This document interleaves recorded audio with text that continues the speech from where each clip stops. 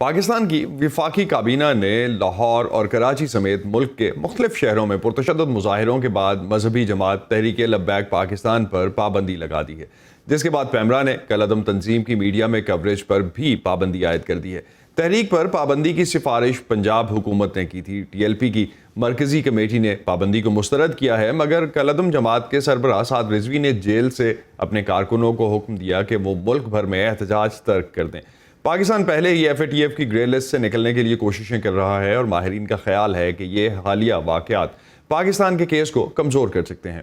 پاکستان میں فرانسیسی سفارت خانے نے بذریعہ ای میل اپنے شہریوں کو تجویز دی تھی کہ پاکستان میں فرانس کے مفادات کو لاحق سنگین خطرات کے باعث فرانسیسی شہریوں اور کمپنیوں کو عارضی طور پر ملک چھوڑ دینا چاہیے۔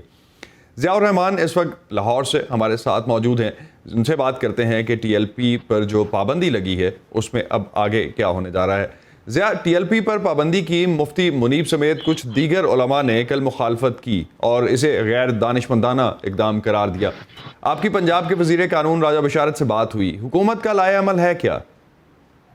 دیکھیے، جو مختلف مکاتب فکر ہیں جس میں سنی تحریک ہے اور جو ہیومن رائٹس کی کچھ کمیٹیاں ہیں، انہوں نے بھی اس پابندی کی مخالفت کی ہے، کیونکہ ان کا کہنا ہے کہ یہ ان کے حقوق کے اوپر ایک طرح کی قدغن ہوگی۔ لیکن ہم نے ماضی میں بھی دیکھا ہے کہ جن جماعتوں کے اوپر پابندیاں لگی تھیں وہ عدالت چلی جاتی ہیں اور ان کے اوپر سے جو ہے عدالت وہ پابندیاں ہٹا دیتی ہیں۔ جہاں تک بات ہے کہ حکومت اس کے اوپر عمل درآمد کس طرح کرے گی، کیونکہ حکومت نے ایک نوٹیفیکیشن جاری کر دی ہے، یعنی کہ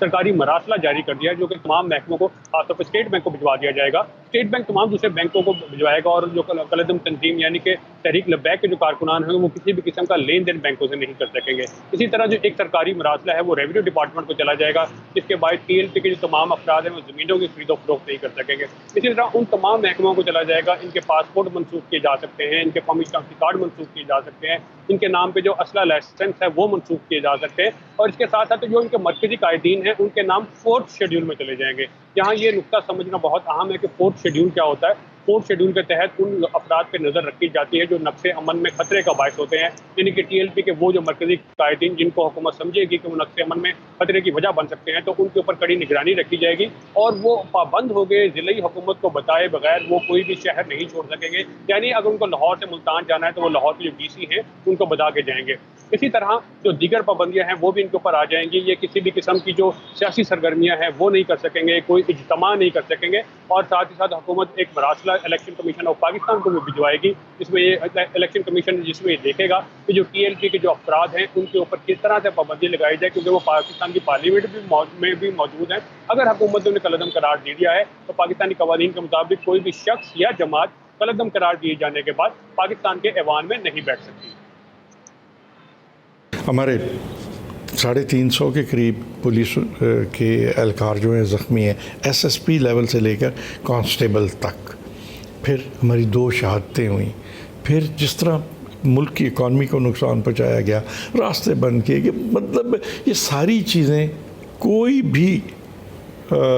حکومت، خواہ اس کا تعلق کسی بھی جماعت سے ہوتا، اگر وہ برسر اقتدار ہوتی تو اس کا فیصلہ یہی ہوتا کہ اس ملک کو اس طرح ایک ایسے گروہ کے حوالے نہیں کیا جا سکتا جو گروہ لاجک سے ہٹ کر اپنا پوائنٹ آف ویو جو ہے حکومت پر مسلط کرنے کی کوشش کرے۔ سو ان چیزوں کو ذہن میں رکھتے ہوئے یہ فیصلہ کیا گیا، اور یہ چونکہ ہمارے قانون میں ہمارا اے ٹی سی ایکٹ جو ہے اس میں یہ ساری پروویژنز موجود ہیں، اور میں سمجھتا ہوں کہ یہ وقت کی ضرورت تھی۔ تو ضیاء، یہ سب کچھ جس وقت ہو رہا ہے، Pakistan F A T F کی گرے لسٹ سے نکلنے کے لیے مسلسل ہم دیکھ رہے ہیں پچھلے 2 سال سے کوششیں کر رہا ہے، اگلا ریویو جون میں ہے۔ ماہرین تو کہہ رہے ہیں کہ پاکستان کو اس کا نقصان ہوگا۔ اس حوالے سے راجہ بشارت نے کچھ کہا، حکومت کا کچھ کہنا ہے اس حوالے سے؟ جی بالکل، وزیر قانون پنجاب راجہ بشارت کے خاصے فکر مند ہیں کہ اگر ٹی ایل پی کی بات مان لی جاتی ہے یا نہیں مانی جاتی اور جس طرح سے وہ مظاہرے کرتے ہیں تو حکومت کو بہت زیادہ نقصان ہوگا، کیونکہ پاکستان کی حکومت یہ کوشش کر رہی ہے کہ ایف اے ٹی ایف کی گرے لسٹ سے نکل جائے، لیکن اگر وہ ان کے مطابق مانتی ہے تو پاکستان کی بدنامی پورے دنیا میں ہوگی، بین الاقوامی برادری میں ہوگی، جو کہ پاکستان کسی بھی صورت افورڈ نہیں کر سکتا۔ پاکستان میں سمجھتا ہوں کہ جتنی تگ و دو اس بات کی کر رہا ہے کہ فیٹف سے کسی طرح جو پابندیاں ہم پہ ہیں ہم ان سے نکلیں، تو وہ ساری سیبوٹاج ہوتی ہیں. لیکن میں سمجھتا ہوں کہ ایک ذمہ دار شہری کے اور ایک ذمہ دار جماعت ہونے کے ناطے انہیں یہ چاہیے تھا کہ کم از کم ایک ایسی اپروچ رکھتے جہاں سے کم از ملک کا مفاد جو ہے وہ کسی طور بھی ایٹ سٹیک نہ ہوتا. باقی ان کا ایک جو نعرہ ہے، میں سمجھتا ہوں کوئی بھی مسلمان اس سے اختلاف نہیں کر سکتا. میں نہیں اختلاف کرتا، آپ نہیں کر سکتے، ہمارے ویورز جو اس وقت دیکھ رہے ہوں گے وہ کوئی بھی ان کے اس نعرے سے اختلاف نہیں کرتا. لیکن میں سمجھتا ہوں کہ ایٹ دی سیم ٹائم اس کو مس یوز کیا جاتا ہے. تو اس جماعت پر جو پابندی لگی ہے اس کا مطلب جس طرح آپ نے سمجھایا کہ اس سے پہلے مراسلے جو ہیں وہ سب کو بھیجے جائیں گے سرکاری طور پہ، اور سب کے ساتھ جو لین دین ہے وہ کینسل ہو جائے گا اس کے بعد، یا اختیار ہوگا کینسل کرنے کا. لیکن اس جماعت کے رکن جو ہیں وہ تو آزاد حیثیت سے اپنی سرگرمیاں جاری رکھ سکتے ہیں، اور اس کے علاوہ اس سے پہلے بھی ہم نے دیکھا ہے کہ اس طرح کے جو نارملی فیصلے ہوتے ہیں وہ ہائر کورٹس میں چیلنج کر دیے جاتے ہیں. جماعت الدعویٰ کی مثال ہمارے سامنے ہے. تو کیا سینس بنتی ہے اور مطلب کیا ہے اس جماعت پہ پابندی کا؟ دیکھیے، اس کے اوپر پابندی تو اسی لیے لگائی گئی ہے کہ حکومت کے مطابق اس پہ جو نعرے جو ہیں وہ تانے جو ہیں وہ دہشت گردی سے جڑتے ہیں، کیونکہ انہوں نے اس طرح کے اقدامات کیے. لیکن یہی سب سے بڑا چیلنج ہوگا کیونکہ پاکستان میں جو 2018 میں عام انتخابات ہوئے تھے اس میں TLP نے 22 لاکھ ووٹ حاصل کیے تھے. تو لہٰذا حکومت تو یہ چاہ رہی ہے کہ اس کے اوپر پابندی لگ جائے، لیکن اگر الیکشن کمیشن یہ دیکھے گا کہ واقعی ان کے ارکان جو ہے وہ اسمبلی میں بیٹھ سکتے ہیں نہیں بیٹھ سکتے ہیں. دوسری جانب جو کچھ دیگر جو ماہرین ہیں وہ بھی یہ سمجھتے ہیں کہ جماعت کے پاس اسٹیٹ پاور زیادہ ہے، لہٰذا حکومت کو ایک ٹف ٹائم ملے گا اس کے اوپر اگر پابندی مزید بڑھتی ہے تو. ان کے لوگ 4 شیڈول میں چلے جائیں گے، پولیٹیکل سرگرمیاں ان کی نہیں ہو سکیں گی، اجتماعات ان کے نہیں ہو سکیں گے، انسٹیٹیوشن جو ہیں ان کے ہیں ان پہ قبضہ